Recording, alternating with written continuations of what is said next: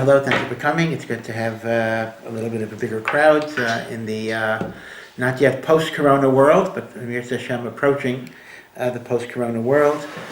Today's shir is dedicated, once again, Refuah Shelema, to Binyamin Yisroel ben Chanita, a young man that is going through hard times, but God willing, he should get better and stronger, and he should have a Refuah Shelema, B'soch Shar Chole Yisrael. Again, we very much appreciate the support of Torah that his family is giving this year, and Yibaneh generally. Again, without doing too many commercials, Yibaneh is still involved in trying to get money for Pesach needs, Mos Chitim, and if you go to their page, you can find a link to be able to donate. Tzedakah is a great mitzvah the whole year, and especially around Pesach, it's even a greater mitzvah. So B'ezras Hashem, we should all be zocha to at least fulfill vicariously the statement in the Haggadah, all who are hungry come and eat. If we're not able to have them physically at our houses, through our economic support, we will be giving them the ability to have a wonderful, wonderful Yom Tov. This, of course, is the week before Pesach, only a few days to go. I'm a little surprised that I'm able to give a share and that you're able to go to a share, but Rabbi Poston, doesn't want to be Mavatal Torah for anything. So I'm going to talk a little bit about an aspect of the Seder, and I want to preface this. I want to talk about the 4 cups of wine, but I want to preface this because if you're going to say, hey, didn't I talk about the 4 cups of wine a few weeks ago? I did, but this share is not a repeat of that. This is a different share, so you can actually listen to both the share in Parsha Va'era, which happened to be about the Dalit Kosos, and the share I'm giving tonight. They are going to be 2 different shiurim. And what I want to talk about tonight is that we know, of course, that one of the great mitzvahs of the Seder is the mitzvah of drinking 4 cups of wine. This is not a Torah requirement, this is a rabbinic requirement. And it actually has 2 different components, and it's very important to know that you have to do both components. There is a mitzvah to drink 4 cups of wine, yes, but there's also a mitzvah to recite the various portions of the Haggadah over a cup of wine. In other words, nichlal in the chiyuv of Dalit Kosos is you must recite Kiddush over wine, you must then recite Magid over wine, you must recite benching over wine, you must recite Halal over wine. Now this is an important point to keep in mind. You'll notice, for example, when you look in the Haggadah, it'll say, before the Manishtana, fill up the 2nd cup. Now you may be wondering, why do I have to fill up the 2nd cup now? I'm not going to drink it for another hour and a half or so. Why can't I just fill up the cup before I drink it? No, the Haggadah knows what it's talking about. The instructions know what they're talking about. Because it's not enough just to drink the cup at the end. You have to have an amira al hakos. You have to have a recitation over a kos of wine. So there needs to be a cup of wine upon which you're saying the Haggadah. Not only that, the Brisker Rav says a chiddush that many people don't accept, that the cup of recitation has to be the same cup as the cup that you're drinking. So he gives this example. Let's imagine that I filled up a cup for the Manishtana, and this is my cup of wine over the Magid, and then at the end of Magid, the whole cup spills, and I got to fill a new cup to be able to drink. The Brisker Rav says you're not Yotzei drinking that cup because you didn't say the Haggadah over that cup. What you have to do is, when you fill a 2nd cup, you got to say the Haggadah again in order that the kos that you're drinking from will be the kos upon which there is an amira. Again, we don't paskin like that Brisker Rav, but that just shows you how important it is. In fact, I don't want to get into the halachic details too much, but those of you that learned Arvei Pesachim may recall that Tosfos, in the beginning of Arvei Pesachim, raises a shaila, can I be motzi you? Let's assume we're poor and I only have enough wine that I could drink 4 cups of wine. I'm conducting the Seder, and there's not enough wine for you. So Tosfos has a tzad that just like I could be motzi you in Kiddush, I could say Kiddush for you, I could be motzi you in Dalit Kosos. Now the Brisker Rav says, how is that possible? You can never be motzi a person in achila. eating is very personal. I mean, I can't be mitzvah you in matzah. I can't eat matzah for you. So the Brisker Rav says that Tosfos actually had it said that the whole mitzvah of Dalit Kosas is only the recitation over a kos. So I could do the recitations, Shomeya Ka'onen. Tosfos says no, because there's also a mitzvah of drinking, and that requires that everybody drinks. So these are two different ideas within Dalit Kosas. But what is the makor? What is the source of the rabbinic obligation of 4 kosas of wine? Interestingly enough, although everybody knows the reason, I know that you know the reason, the Talmud Bavli does not give any reason at all. Meaning, as far as the Talmud Bavli is concerned, the only reason for Dalit Kosos is because you have 4 parts of the Haggadah that there should be an Amira ala Kos. Kiddush, Magid, Birkas Hamazon, Hala. That's all the Bavli says, that since the Haggadah is divided into these 4 sections, each section has a kos of bracha that you recite. The famous reason that everybody knows that the reason we have 4 cups of wine is because of 4 terms of redemption. That is actually from the Talmud Yerushalmi. That is not from the Talmud Bavli, but it's a Talmud Yerushalmi that is quoted both by Rashi and by his grandson, the Rashbam, Rav Shmuel ben Meir, in their commentaries to Arvei Psachim. And this is a very famous Yerushalmi. So when pat yourselves on the back, sometimes a person learns in yeshiva and they say, oh, I don't know any Yerushalmis. I never learned Yerushalmi. Well, here's a Yerushalmi that you actually know. And the Yerushalmi says that the reason we have 4 cups of wine is because when Hashem told Moshe that he's taking the Jewish people out of Mitzrayim, Hashem used 4 lishonot of redemption. V'hotzesi, I will take you out, or take them out. V'hitzalti, I will save you. V'ga'alti, I will redeem you. V'lakachti eschem li li'am, I will take you for me unto a people. And even though there is a 5th term, I will bring you to the land, it is understood that that 5th term is not referring to even Medinat Yisrael yet. It's referring to the ultimate messianic redemption when all of the Jews will be coming to Eretz Yisrael, and we are not there yet, unfortunately, and that's why we have the cup of Elio, which we're not ready to drink. It's kind of in reserve. Elio is the announcer of Mashiach, right? When Mashiach comes, we're going to have that kos chamishi that we're actually going to drink. B'mheira v'yameinu, may it even be this year that we will drink Elio's cup. But be it as it may, the very famous reason that even children in school know 4 cups of wine are because of the 4 Lashonos of Geula. Its makor is in a Yerushalmi. Now the question is this. Given the fact that Yetzias Mitzrayim was a unitary event, God took us out of Mitzrayim, 15th of Nisan. Why are there 4 expressions of redemption? It was one thing, Yetzias Mitzrayim. Why is Yetzias Mitzrayim described in 4 Lashonos of Geula? So the Meforshim have many, many different approaches. The Netziv actually says, this is Al Pi Pshat, the Netziv actually says that that's because the redemption of the Jews was sequential. It actually did take place in 4 stages over a period of time. The first stage, in other words, during the Makos, the Netziv is Medayik. I mean, again, you'd really need a PowerPoint or some type of blackboard to go over this. But the Netziv carefully reads the various psukim of the Makos. And even though Paro is always saying no, no, no, no, no, the Netziv differentiates different levels of no. And the Netziv actually says that Paro was conceding various things during various times of the Makos. So he says the first redemption was at some point, and he shows somewhere in the Makos, they're stopped imposing what's called avodas perach. Avodas perach is backbreaking labor.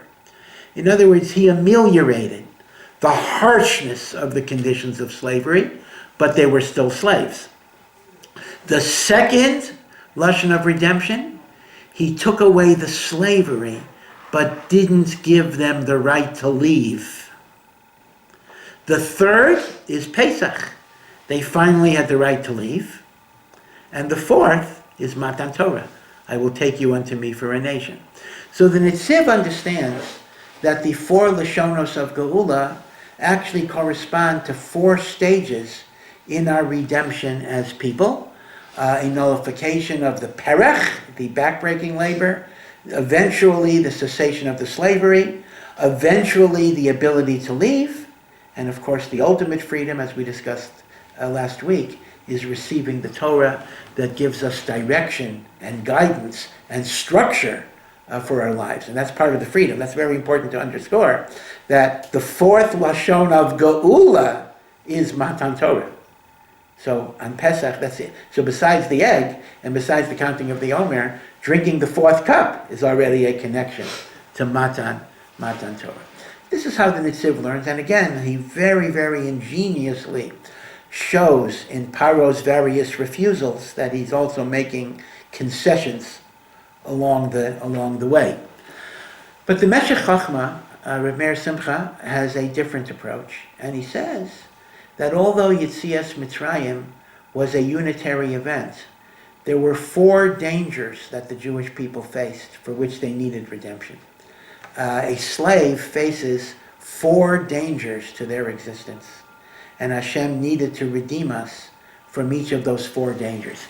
And the four dangers he identifies are, number one, spiritual assimilation is danger number one. Now, granted, assimilation in the westernized sense presumably did not exist in Egypt, because if you're a slave, you're despised. It's not like they're welcoming you to enter into the ranks. But moral assimilation, there certainly can be. You're living in a decadent, immoral, licentious culture. In fact, Egypt was famous even within a degenerate ancient world as kind of being like the worst of the worst in so many ways. And that permeates eventually. You're living as a slave in that society. And indeed, we are told that Klal Yisrael were deeply affected in a negative way by their stay in Mitzrayim. They were in the 49th level of impurity. Actually, 4/5 hit level 50 and they died. The 1/5 that was redeemed was level 49, and they were slipping rapidly, right? The famous statement that they didn't have time to let their dough rise, and that's why it had to be baked as matzah. The Arizal says it is not because of Paro kicking them out.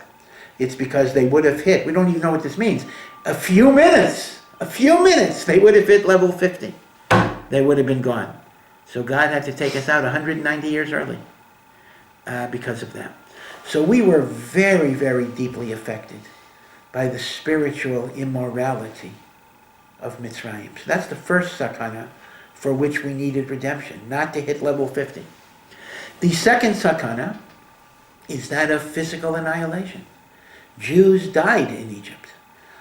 They died of slavery, they died of genocide, babies were thrown into the water, babies were thrown into buildings as they were being built.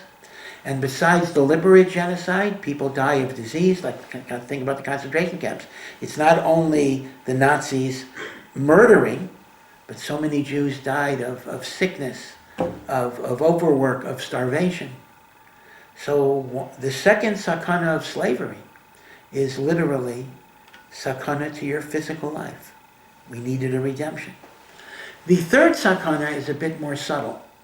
And that is, some of you, well, I guess most of you are young, maybe you remember, I remember, I think you're too young too, but in the 1970s, there was a big, or maybe 1980s, in the United States, there was a black writer, Alex Haley, who was interested in genealogical research in his family, and he discovered that although his ancestors were slaves in the United States, but if you go back into Africa, they were kings, they were monarchs, they were very powerful, wealthy, people, and he wrote a book, Roots, exploring that, and that became a mini-series and a very popular phenomenon. It turns out some of the information he falsified, but that's not important for our purposes. But one of the points he made, which was a very telling point, is that a slave does not have a sense of history, does not have a sense of coming from something. In fact, in slavery, parents are often separated from children, right? You take the kids, sell them one place, father is another place, they don't even know. And a child grows up without an awareness that they come from something. They don't have a sense of history, they don't have a sense of roots, they don't have a sense of being connected to something good and noble. And so too, the Jewish people in Mitzrayim would face a danger that they wouldn't realize their connection to the glories of Avraham, Yitzchak, and Yaakov. They wouldn't realize their chashivas. And there is an old saying that if a person doesn't know where they've come from, they don't really know where to go. So the third sakana is a slave has no roots, has no sense of connection, has no past, has no history. And that's a very devastating thing, not to have a sense that you come from something. And then the final sakana, the Meshech Chochmah says, is lack of hope. You know, you go through something day after day, week after week, month after month, year after year, decade after decade. And at some point, you just give up. At some point, you naturally would conclude things are not going to get better. This is life, and this is the way it is. The importance of hope to a human being is even true in the most literal physical sense. There's a lot of medical research that indicates that when a patient comes to the conclusion that their condition is hopeless, the body itself starts shutting down in ways that are not reversible. It's kind of, you might call it a reverse placebo. If I believe I'm not going to get better, then I'm not going to get better. Even superstitions, people who believe in voodoo, they think that if someone sticks a needle through my effigy, through my doll, I'm going to die, which of course is garbage. If they believe it, and they see somebody do it, they get a heart attack and they die. Because they believe it. So it actually affects them. Hope is so important. In fact, there's an old Hasidic saying, I don't remember the exact Yiddish. It says, when you have hope, you have everything. When you don't have hope, you have nothing. Hope is what keeps you alive. In the Holocaust, it was certainly the case. That hope is what kept people alive. Suicides were relatively rare among Jews in the Holocaust. But among religious Jews, it was almost zero. Maybe was zero. I don't know for sure. And besides the halacha, because it's osur, many Jews were not religious anyway, but the concept was a Jew had a sense of hope because of their emunah in Hashem, that somehow things will get better. Maybe not in my lifetime, but it's going to come. And it's that hope that said, I'm not going to give up. Midat Yisroel was, of course, established on the basis of that hope. Hope is so important. So the Meshech Chochmah identifies, again, why do we have 4 Lashonos of Geula? Because there are 4 Sakanos that we face. Spiritual assimilation, physical annihilation, lack of connection to our history, lack of hope. By the way, with respect to history, let me just recount an anecdote that Jonathan Rosenblum wrote about. It was probably maybe 20 years, a long time ago, maybe 20 years ago. But it was a story I never forgot. He was describing an interview that Al Jazeera had with a Palestinian terrorist who had been languishing in an Israeli jail for many years. And the terrorist was released in one of our swap programs. Okay, that's very controversial. Okay. But he was interviewed by Al Jazeera. So the interviewer asked him, were there times in your long imprisonment that you gave up hope and you figured you'll never be able to fight Israel? Israel is so much more powerful. And the terrorist said, yes, there were times in which I looked at the Israeli army and I said, the weapons are better, the army is better, the soldiers are better. Who are we? We'll never be able to defeat them. But then something changed my mind. Listen to the story. It would be funny if it wouldn't be tragic. It is actually a tragic story. He says, it was during Pesach, the Jewish Passover. And I saw my Jewish guard eating bread, eating pita. And I said to the guard, you can't eat bread during this week. And the guard said, what do I care about what happened 3,000 years ago? It doesn't affect my life.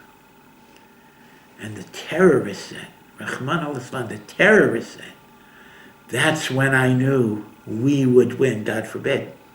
Because we care about what happened 3 years ago. and they, the Jews, don't.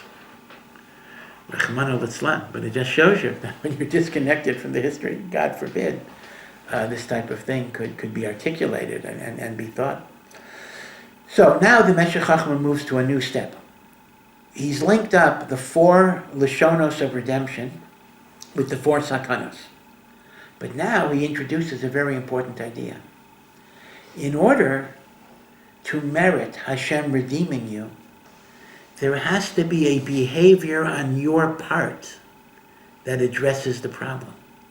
Now, you don't have to meet God halfway, but you have to meet God some of the way. This is encapsulated in the famous Maimer Chazal, where Hashem says, open up your heart to me like the eye of a needle, a little hole, and I will open up like the doorway of the antechamber, the ulam of the Beis HaMikdash. In Kabbalah, this is called Isarusa Dilatata. That means there must be an awakening from below that brings down the Isarusa Diliela, the awakening from above. God expects us to do something. When we do something, and we've done as much as we're able to do, as puny, as ineffectual as our actions may be, that enables the bracha to come down. If we do nothing, Hashem will not necessarily bring that bracha down. So if there were 4 dangers for which we needed 4 redemptions, there must have been 4 behaviors mitzidenu from our side that enabled us to deal with those 4 dangers. Now, what could that be? So the Meshech Chochmah brings a mechilta. Now, this is a chazal that appears in different versions, so the version that he's using may be a little different than the version you're familiar with, but he's using the mechilta. The mechilta says that although the Jewish people had reached the 49th level of Tumah, they were even idol worshippers, except for the tribe of Levi.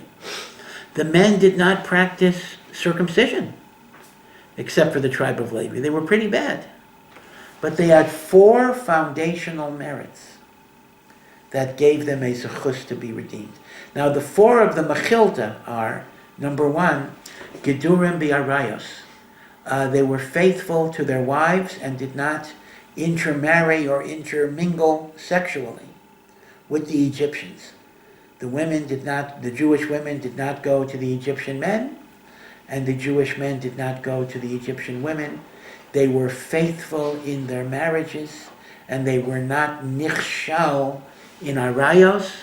That's why Rashi points out that when the Torah describes a man that was the son of an Egyptian man and a Jewish woman, Rashi says that was the only case in all the years in Mitzrayim of a relationship between a Jew and an Egyptian. It didn't happen. Gedurim bi'arayos. That was zechus number 1. Zechus number 2, they did not speak lashon hara against each other. Now here, I want to explain this a little bit. This does not mean they were from and they were learning the Chafetz Chaim and they were calling the Shmiras HaLashon hotline. That's not really contextually what this is referring to. It could very well be that in terms of gossip, they were gossiping. Hey, you know what, Yaakov did the other day. What it really refers to is a sense of group solidarity in not turning against your fellow Jew to get some concession from the enemy.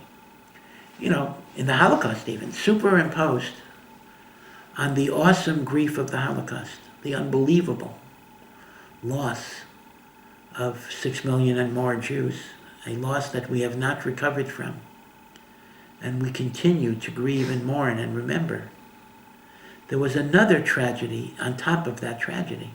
Although Baruch Hashem, it was not large scale, but it was occasional, in which there were Jews who occasionally felt they needed to collaborate with the Nazis in terms of giving away whereabouts of other Jews. Now, they did it because they thought it would be the only way they could stay alive and their families could stay alive, and people did things that were totally wrong, but they did it because they thought they had no choice.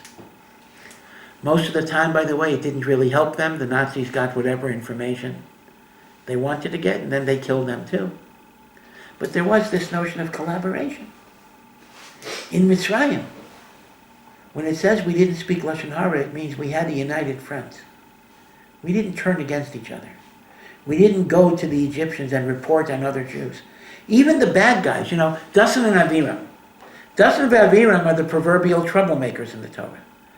They constantly berate Moshe Rabbeinu. They died with Korach in Korach's rebellion. In our tradition, we don't look at Dasan and Aviram as, righteous, good people. And yet, think about this for a moment. Dasan and Aviram were the 1/5 that made it out when 80% died. And Chazal tell us something very amazing about these Rishoim, Dasan and Aviram. Dasan and Aviram were taskmasters. Their job was to supervise the quotas that Jews were producing. And if any Jew didn't produce quotas because the Egyptians had records of how much had to be produced, like the Germans, the Egyptians demanded of Dasan and Aviram, who are the people who didn't do their job? Dasan and Aviram refused to reveal that information. They got beaten. They got whipped before they would turn against another Jew. That's what it means they didn't speak Lashon Hara. In fact, I have a pshat. I never saw this as a source, but I don't know. I feel that it's actually true. That part of why Dasan and Aviram had so much resentment towards Moshe Rabbeinu, you can understand it from a human perspective. Because here you have these two guys who are in the trenches. They're getting beaten and beaten and beaten because they're standing up for their people. And here comes Moshe Rabbeinu, who was raised in the palace of Paro. And then he goes away to Midian for many, many years. And he shows up.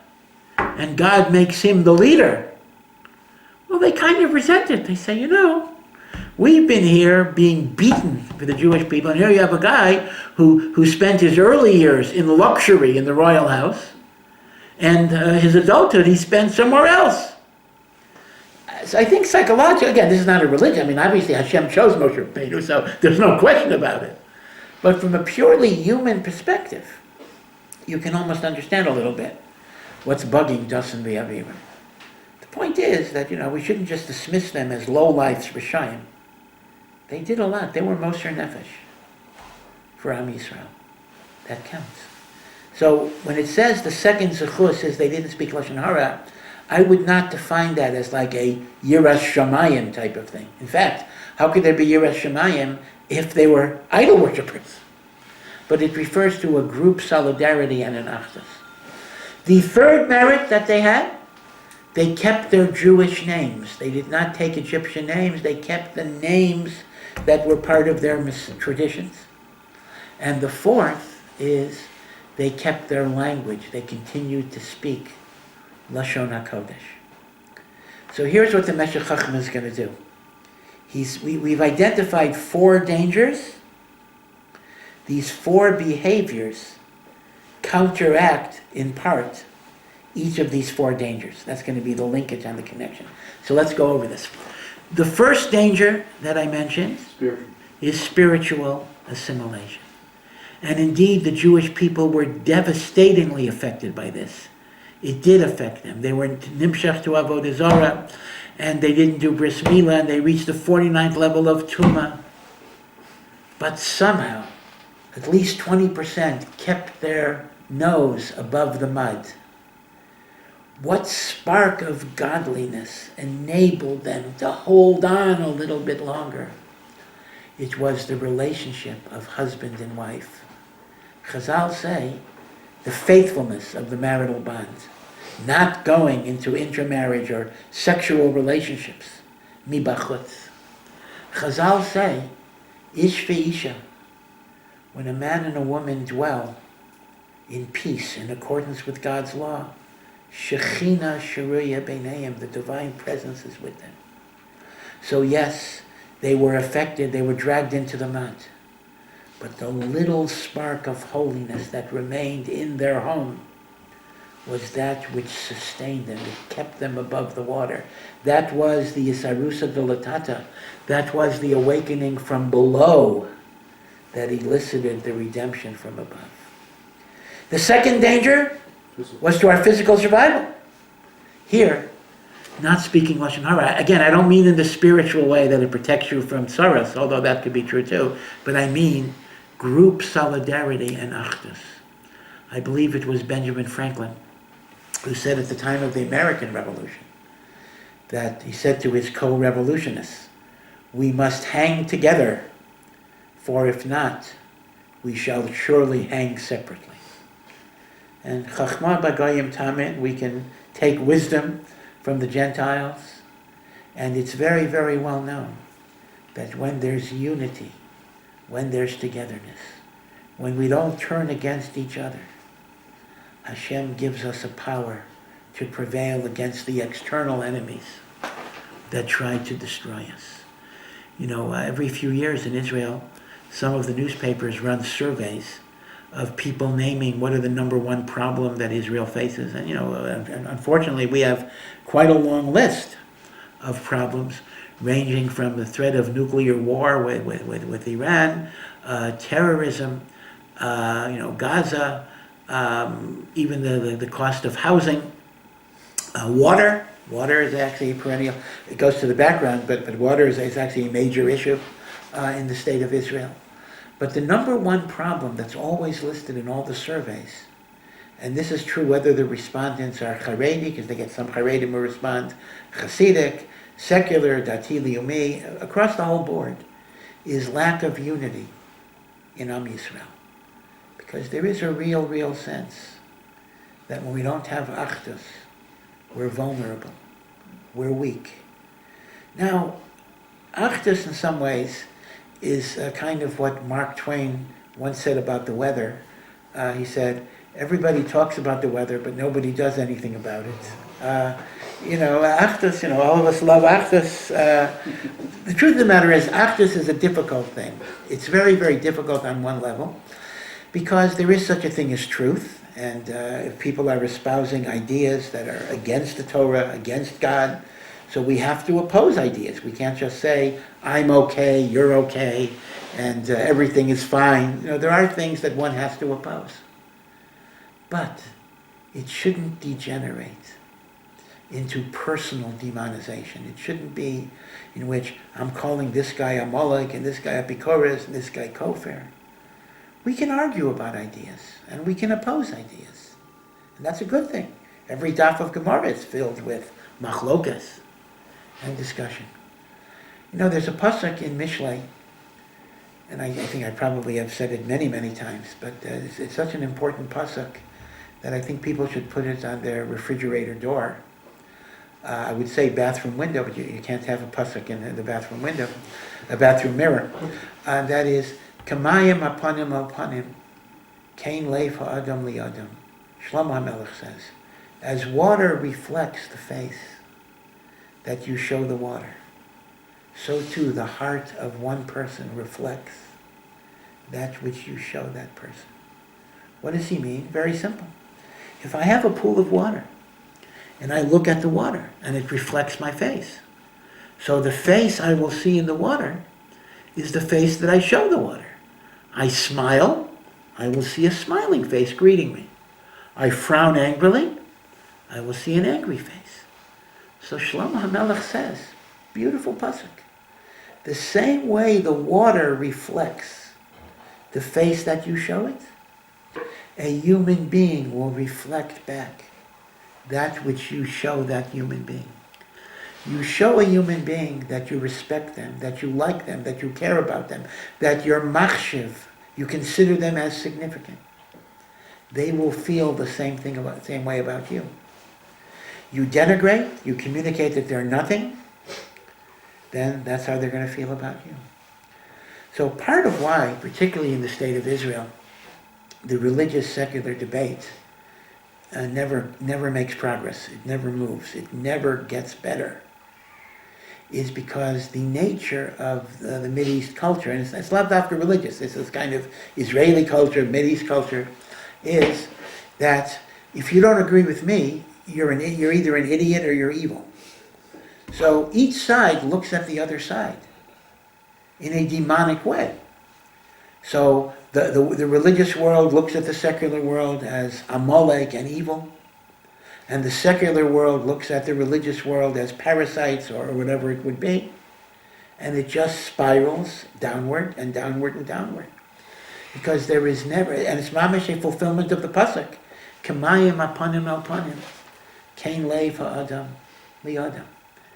Let me give you an example of this. A few years ago, when there was the first proposal about abolishing the draft exemption for yeshiva students, so there was a huge, huge rally of hundreds of thousands of people to oppose it, and Baruch Hashem, at least in that case, it was a peaceful rally, etc. There were no riots, etc. That happened a little later. And as things go, it was good because it didn't turn into anything negative. But I think to myself sometimes, and there were a lot of speeches how B'nai Torah shouldn't go into the army. I don't want to get into the substance of that issue. And, Bittul Torah is what keeps the Jewish people alive. And all of that is emes. I certainly believe it. But what would have been if at the end of the rally, after you talked about all the reasons why we need people in yeshiva, which we do, we then would have recited Tehillim and a prayer for the army, blessing the Chayalim, for all that they do, acknowledging that they do so much for us. Yeah, we emphasize that we need Torah. Yes, but we acknowledge. What would have happened if 500,000 people from the Haredi yeshiva world would have prayed that Hashem should shower His bracha on the army? Well, what would have happened, I believe, is Mashiach would have come. And I'm almost saying that without exaggeration, because that would have achieved Achdus. Achdus is, I recognize my avodas Hashem, but I also recognize the importance of what you're doing. And then Kamayim apanim, if I recognize the army and the Medina and the government and all of the infrastructure that they create that makes it possible for religious life to flourish, then they too will recognize the importance of what religious Jews are doing. And instead of the downward spiral into endless recrimination, you would actually have the opposite effect, in which each side understands we're ultimately on the same team. And we ultimately, on some level, have the same goal.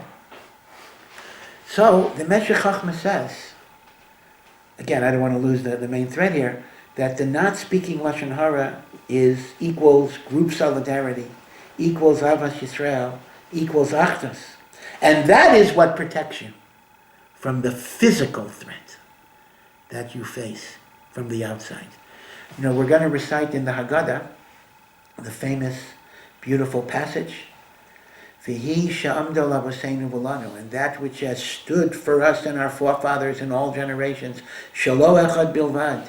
It is not only one that tries to destroy us, but in every generation there are those who try to destroy us. So shelo echad bilvad is always translated, it is not only one that tries to destroy us. The Sfas Emes, homiletically, has a little bit of a Hasidic translation. Instead of translating Shelo Echad Bilvad, it is not only one, he translates it, Shelo Echad Bilvad, it is only the fact that we're not one that is going to destroy us. Meaning, if you have that Achdus, you're going to have that Shemira. So that is how we dealt, that is our Hisayrus, that is our arousal, that is our awakening for the second danger. The third danger, lack of history, not knowing where you're coming from. The Meshech Chochmah says that's addressed by not changing your names. Because Jewish names are always a link to the past. Of course, Ashkenazim today only name after people who are no longer alive. Sephardim will name after people who are alive, but it's still a connection to the past. A father, a grandfather, etc. Or you go back to the biblical figures. Avram, right? Avram could be your Uncle Abe, or Avram could be Avram Avinu. Either way, you're telling a child, you don't come from Noah, nobody. You come from great people, good people, noble people. Remember your connection to your past. Yeah, you're a slave right now, but you have a history. Even the Yiddish diminutives are so significant. You know, we call a kid Bobula, Mamola, Tatala. People don't realize, people just think these are just things you call kids. No, I mean, Bubula means little grandmother, little Bubby. Meaning, if I name my daughter after my mother, right, let's say the same name, so I'll call her little, your little grandmother. So the child, when he realizes that they're connected, Zaydala, little Zaidi, Tatala, little daddy, little Abba, Mamala, these are significant. They remind a person, you're connected. And here I do want to add that, I think I need to say this, that what if a person is a ger, they were born non-Jewish, and they're not genealogically connected to Avram, Yitzchak, and Yaakov? What are their roots? What are their family? So I want to make 2 points about this. Point number 1 is that a ger is always called Ben or Bas Avraham, because the definition of a child of Avraham is not if you're physically descended. When you embrace their lessons and their teachings, you are the child of Avraham. So you are a child of Avraham, even if you're not physically descended from Avraham. The second point I want to make, though, is that even the non-Jewish origin is not to be disparaged. There were many, many things that a ger got from their non-Jewish family that carries over. Perhaps it was honesty, courage, integrity, authenticity. These are gifts. You have roots. Those roots are something to be proud of. I personally know the parents, the non-Jewish parents of people who converted to Judaism, who did a lot for the Jewish people. Some of them helped Jews during the Holocaust, etc. So whether you're Jewish or non-Jewish, you have a history that you can connect to, and that can give you strength. And by preserving the names of the family, that deals with the history. Then we come to the fourth danger, hopelessness. A feeling that things are never going to change, are never going to get better. Here the Meshech Chochmah says, this was addressed by continuing the speaking of the Hebrew language, Lashon HaKodesh. As an aside, the relationship of modern Hebrew to Lashon HaKodesh is actually a very, very fascinating study. There's a whole book by one of my colleagues in Or Sameach, Rabbi Reuven Klein. It's called Lashon HaKodesh, in which he devotes a few chapters to this topic. Modern Hebrew is not exactly the same as Lashon HaKodesh, but it's pretty close. It is pretty close. If you knew modern Hebrew well, you wouldn't have that much difficulty understanding the biblical Hebrew and the like. So we can, without getting into the subtle distinctions, we can talk about the preservation of language as addressing the issue of hopelessness. Why is that so? Very simple. There are a lot of languages in the world that at one point were widely spoken, but are now fundamentally extinct. Latin. Latin was the language of the Roman Empire, which occupied most of the known world. It was a language spoken by millions of people. Today, Latin is still studied as an academic subject, maybe, but as a spoken language, it's extinct. Even in the Roman Catholic Church, which was the last holdout for Latin, they abolished the Latin Mass a number of decades ago. I mean, there is like ultra-Orthodox Catholics, Haredi Catholics, who don't accept the Pope. They consider the Pope reformed, so they still do a Latin Mass, but they are Yechidim. The official position of the Catholic Church is, nobody speaks Latin anymore. You know who needs it? There were languages like Hittite, Assyrian, Edomite, Moabite. These were languages. Nobody speaks them today. Maybe you can find a dictionary in a university, but that's about it. And the reason is, because there's no Roman Empire, why do we have to keep the language of the Roman Empire? The Edomites aren't coming back, the Moabites aren't coming back. So languages simply get extinct when there's not going to be a national revival that's going to use that language. So, think about the Jews in Mitzrayim.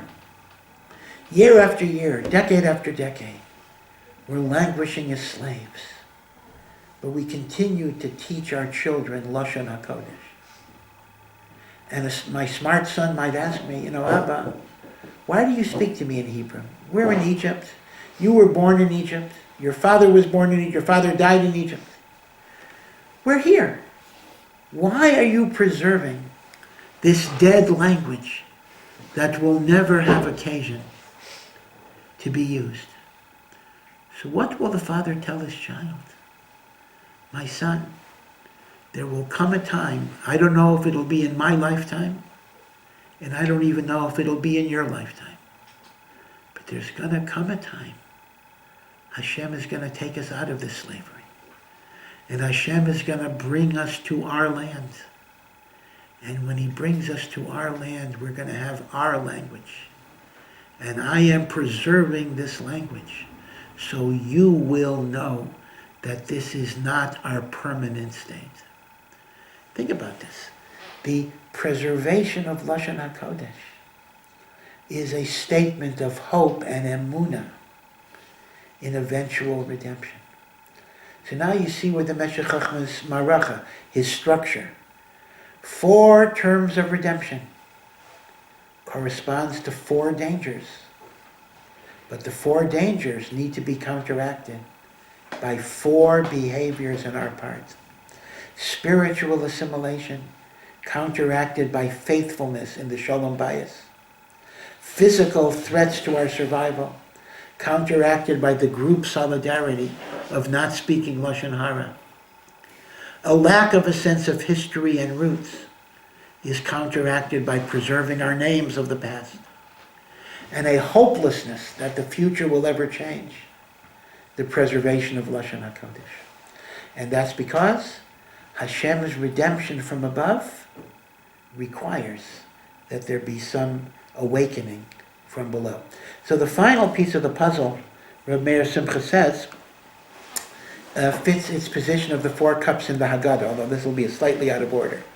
The 4 cups of the Haggadah are a celebration of the 4 redemptions from the 4 dangers with the 4 zechuyot that we had. The first cup is the cup of Kiddush.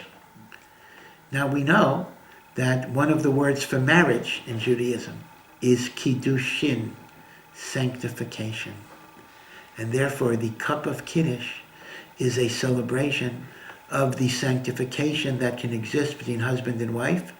And that is what prevented our spiritual assimilation. And indeed, the whole theme of Kiddush is that God chose us, Asher Bachar, he chose us from the nations, and he sanctified us. And in other words, that's what prevents us from assimilation. Now, the second cup, now this is where we're out of order a little bit. The second cup is Magid. Now, Magid is history. Magid is the historical narrative of how the Jewish people came to Mitzrayim as 70 people. And they grew and they prospered, and then they became enslaved and persecuted. And God redeemed us with the 10 plagues and the splitting of the Red Sea. That gives us a sense of history. What is our roots? Where did we come from? What made us who we are? So the second kos is a celebration of where we come from. And that corresponds to not changing the names. That's where it's out of order. That was the third thing. This is the second thing. The third kos is Birkas Hamazon. Now this is a bit more subtle, but Birkas Hamazon is of course about gratitude. That's what it is, right? You thank God for what you have. And part of gratitude is Sameach b'chelko, to be happy with your lot, right? The famous Mishnah in Pirkei Avos. Ezeu Asher, who is a wealthy person? Sameach b'chelko, you're happy with what you have. So when I bench with proper kavanah, right, I'm grateful for what Hashem has given me. I'm sameach b'chelko. I don't have jealousy or rivalry by looking at the other person. What does that promote? Achdus, unity. And therefore, Birchas Hamazon is an exercise that promotes unity, togetherness, and that protects us from the physical threats to our physical survival. And of course, food itself is connected to physical survival. And that corresponds to the not speaking Lashon Hara, because you have less of a need to speak bad about a person. if you're happy with what Hashem gave you. And then we come to the fourth danger. The fourth danger was lack of hope. Now, this corresponds to Hallel. Now, as you undoubtedly know, the Hallel of Leil Seder is a very unusual Hallel because it is bifurcated. 2 chapters of the Hallel are recited before the second cup as part of the Magid, and the rest of Hallel is recited after the meal. And the bifurcation is an unusual feature, and the commentaries say because the first part of Hallel is thanking Hashem for the miracles of the Exodus, B'tseis Yisroel miMitzrayim. But the second part of the Hallel is a different mood. We're no longer focused on the past. We're focused on the messianic redemption. That's why the second part of Hallel is introduced by opening the door and welcoming Eliyahu Hanavi. What is Eliyahu Hanavi's job? To announce the coming of the Mashiach. That's why sometimes people don't really appreciate the high and elevated nature of the Hallel after the meal. In fact, I know that sometimes even Orthodox people, if they're not very knowledgeable, they kind of conk out. They leave the Seder after benching. They say, "Oh, Seder's over," you know. Now, it's true that some of the Seder is optional. Chad Gadya, I mean, as nice as it is, maybe if I have a few moments, maybe I'll say something about Chad Gadya. That's very, very nice, but that's optional. You know, if you really had to leave before Chad Gadya, you know, I would give you a header. Although, you know, you're almost at the end. But Hallel after the Seder is not like Chad Gadya. Hallel after the Seder is a chiyuv mamish. It's mamish a chiyuv mamish. Besides the fourth cup, which is also a chiyuv. But there's also something very elevated. I don't know if you sense it. You're dealing with something powerful. You're dealing with Mashiach. You're dealing with Geula. So what is that other than hope in a better future? You see? So again, the Meshech Chochmah says that we have the 4 languages of redemption, we have the 4 adversities, we have the 4 behaviors of Klal Yisrael, and we have the 4 cups in the Seder that address and correspond to these 4 behaviors and 4 predicaments. And the kos of Hallel, the 4th cup, is the kos of hope and affirmation in Geula Ho'asida.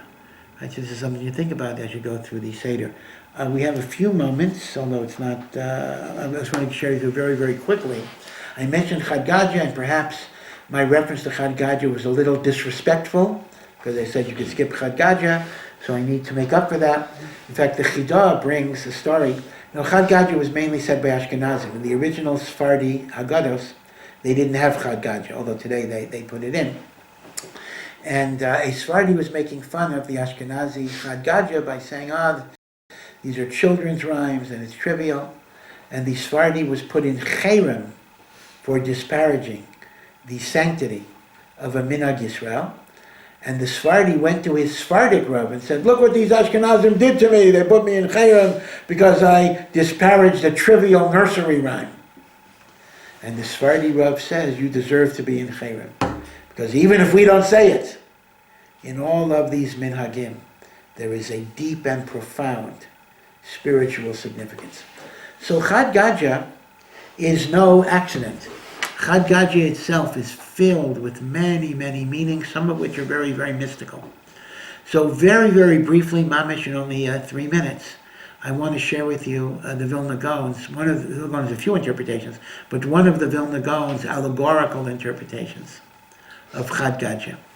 And he says that all of the blessings that come to the Jewish people, whether it's physical, material, or spiritual, are because of the blessings that Yaakov got from Yitzchak. And had Yitzchak given those blessings to Esav, we would have nothing. And if you recall, Yitzchak wanted to give the blessings to Esav, and Rivka convinced Yaakov to trick his father. Okay, we'll have to leave for another time a discussion of that. And the way they were tricked was by the way Yitzchak was tricked was by Yaakov preparing 2 goats that he served to Yitzchak. So the Vilna Gaon says, Chad Gadya, does not mean one goat. It says one goat plus another goat, meaning two goats, was the Zavin Abba B'Trei Zuzeh. These were the two coins by which our father Yaakov purchased the brachos from Yitzchak. Right? So Chad Gadya is the Trei Zuzeh, like the money, the two currencies by which Yaakov purchased the brachos. And the brachos he then gave to Yosef. That's why Yosef was considered to be the most blessed of all the Shvatim. So Yosef is the repository of the goat. Yosef is now the goat, so to speak, because he got the benefit of the two goats. So then it says the cat eats up the goat. The cat is a symbol of jealousy. Anyone that owns cats knows that cats are kind of jealous, possessive animals in many cases. And that refers to the jealousy of the brothers in trying to destroy Yosef by selling him into slavery. And that's the cat that eats the goat. But then the dog bites the cat. The dog is Mitzrayim. And the Gra quotes different psukim where Paro is described as a kelev. But what happens to the dog? The dog is hit by the stick. The stick is the mata, the staff of Moshe Rabbeinu, that did the 10 makos and brought down all of the afflictions to Mitzrayim. Now the Gra brings from the Zohar that the mata of Moshe did not disappear. It actually entered Eretz Yisrael, and Yoshua had it, and it continued to do miracles for the Jewish people throughout the years of the first temple. But the stick was eventually burnt by fire. That refers to the destruction of the first Beis HaMikdash at the hands of Nebuchadnezzar, in which we lost the zechus of that stick. And it also refers to the fiery passion of idolatry, which was the primary sin that caused the Churban.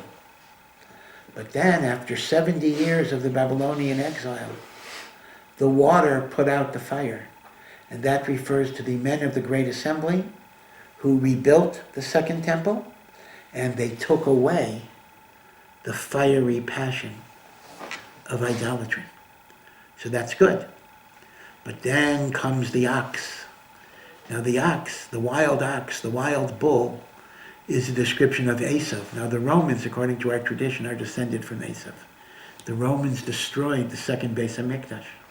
So they drank up the water, right? The water put out the fire that enabled there to be a second Beis HaMikdash, but the ox drank up the water.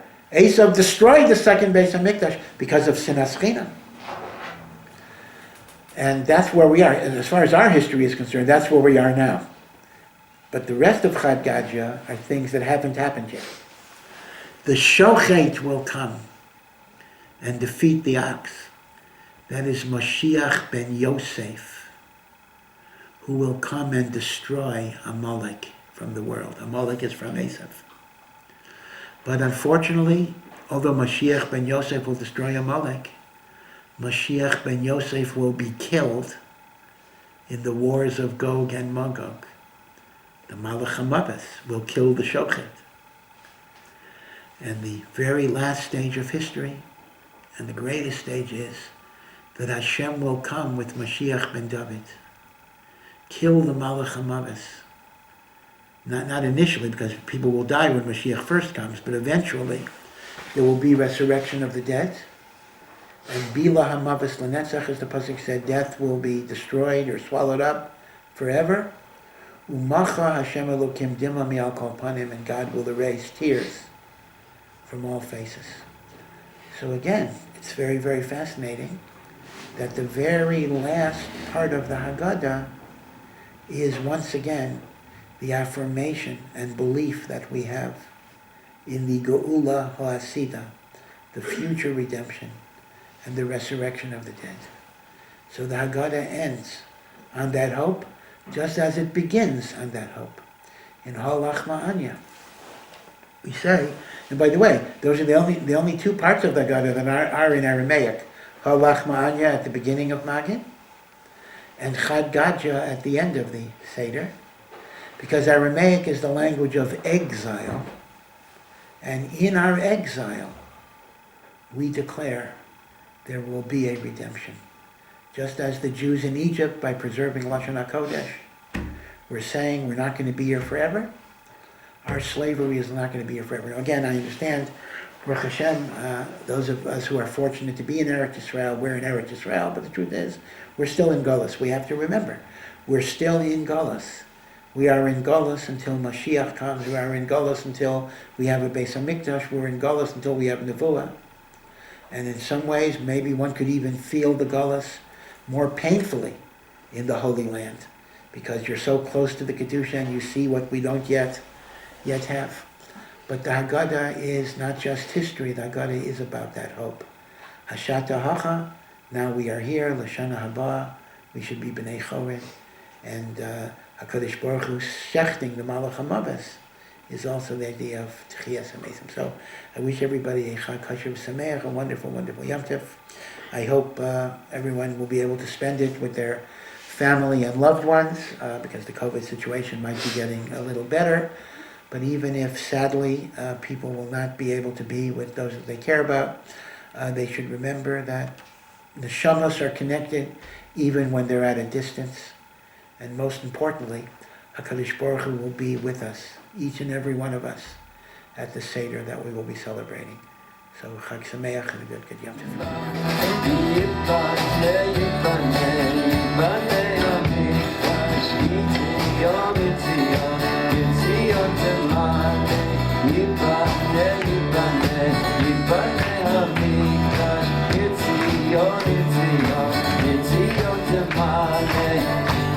Shama shir shir chadya